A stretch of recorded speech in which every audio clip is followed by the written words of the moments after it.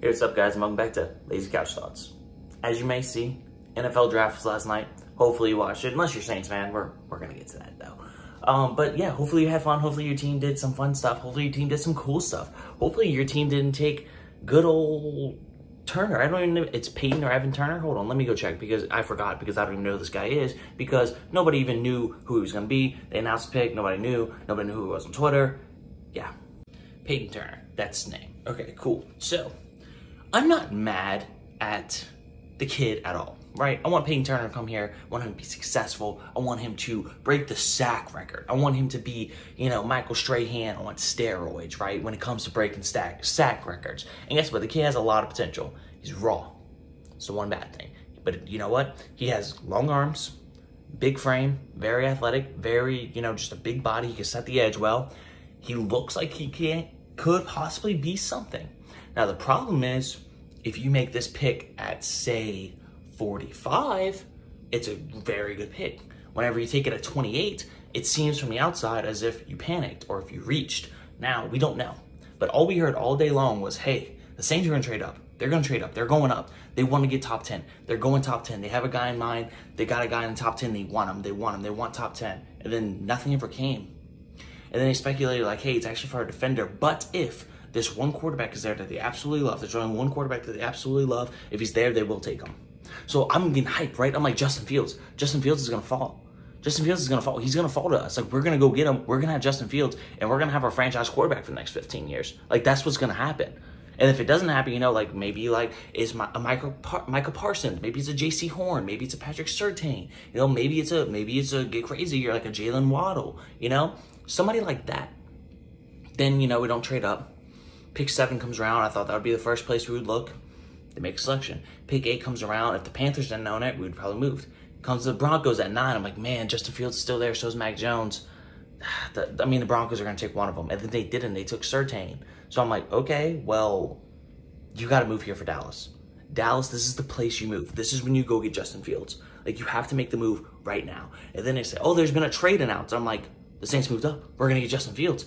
And then it was the Eagles. So then I'm getting mad in my room. I'm like, how? Like, Dallas, how do you let Philadelphia trade up with you to go get their franchise quarterback? Why would you do that? You're just hurting yourself. That's stupid. All for an extra 3rd-round pick. That's so dumb. Like, that's terrible. And then they took Devonta Smith. And I'm like, he's there. Like, go get him right now at 11. Go get him now. Trade with the Giants because you know what? The Cowboys pick again at 12 if you can't trade with them. Go trade up to 11 because he's not making it past 13.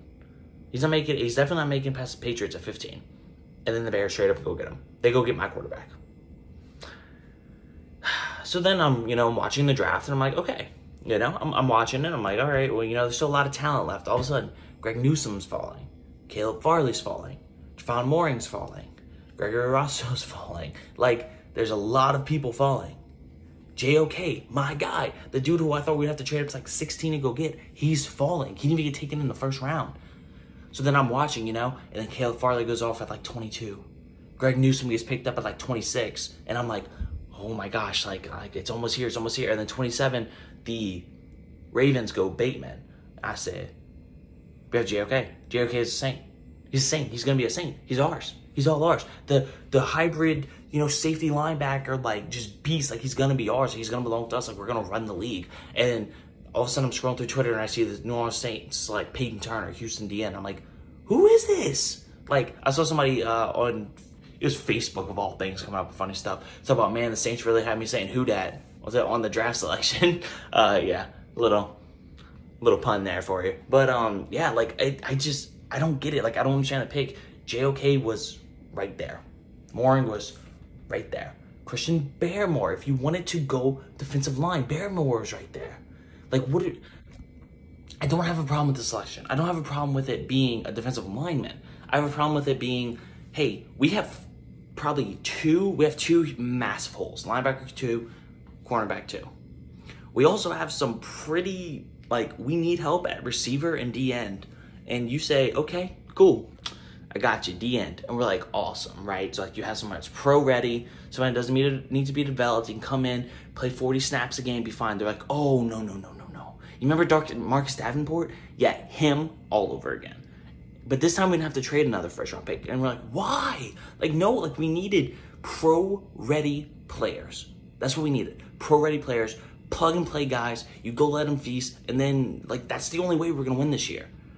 And I said many times, grab Newsome at 28. Grab Jabril Cox at 60. Maybe trade up a little bit for him if you need to. And, like, let's go win some games. Let's go win the division. But you can't do that now. Like, obviously, it's still early. JOK's still on the board because guess what? All 32 teams passed on him. Maybe we trade up and go get him today. Asante Samuel Jr. is still on the board. Jabril Cox is still probably going to be on the board around 60. My guy out of Syracuse is probably going to be on the board around 60. So, like, they still have time to make it up. I just don't get the move. And this is 4 years in a row that I have just been so underwhelmed by a first-round pick. Right? 2018, they trade up, by the way. They give up their 19th pick. We didn't have a pick in 2019. That's why I was underwhelmed in 2019. 2018, we trade up to go get Marcus Davenport at 14. Reach, just like this year. Then, you know what? I'll get back to this kid in a second. But, like, at least he loves football. Like, you can look at him. He's a really good kid. All you ever heard about him, like, pre-draft was like, hey, this kid's basically like a superhero, right? And it's like, he's huge, he's fast, he's strong, he's athletic, he's raw, and he's, like, such a nice, caring person. I'm like, okay, so, like, yeah, he's a superhero, right? Like, that's just what he is. But 2018, they traded up. They could have got Lamar Jackson. They could have got Derwin James. They could have got TJ Watt. 2019, we didn't have a pick. 2020, last season, we could have had Patrick Queen. We took Ruiz. We could have had T. Higgins. We took Ruiz. Like, it's just so, like, underwhelming. Like, every Saints fan in the world last season thought we were going Patrick Queen there. I think every Saints fan in the world this season thought we were going JOK. I can't do this anymore. Like, I'm about to just stop caring about the draft and, like, no, don't care about the prospects anymore. Don't care about the Saints selection. And you know what? When the season comes around, whoever's on the team is whoever's on the team. Like, I don't really care anymore. I can't do this anymore. Then you have teams who are having good drafts. That's what also sucks. There are teams out there who had some really good drafts. Not the Jaguars. They're stupid. But, you know, we'll get to that on Monday whenever we do a full draft breakdown. And then on the podcast again on Thursday, you go check those out. But I'm, for one, I'm very underwhelmed. Turner, please don't. Payton Turner, like, we're cheering for you. Honestly, I think you're going to be successful in this league. Difference is if you were taken at 60, you know, everybody's saying something different right now. We're tuning a different horn. We're going to be all excited. Just because it's at 28, it's not that we're mad about the pick. It's just not who we were expecting. And Saints fans don't know how to really handle their emotions. That's just kind of the way it works. So, Saints fans, if you're watching this, please do not take this out on this kid. Don't take it out on the kid. The pick's been made. Let's try to just be positive moving forward. And don't take it out on this kid. He has done nothing to deserve this.